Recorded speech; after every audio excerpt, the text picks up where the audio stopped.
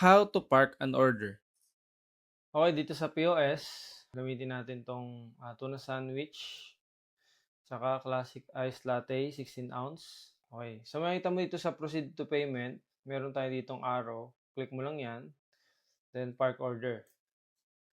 So, lagay ka rito ng table number or identifier. Halimbawa, table number 5. Park order mo yan.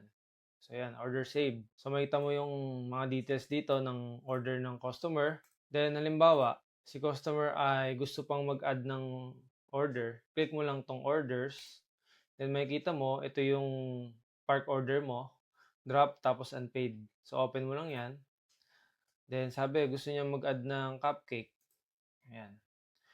Tapos, isave mo lang uli. So, yan, nakapark na uli siya. Ayan. So, halimbawa naman, siya ay magbabayad na, i-open mo lang yan, then proceed to payment. Halimbawa, GCash. So, yan. Okay? So, ganun lang kadali gamitin ang ating park order sa Merchant Tree.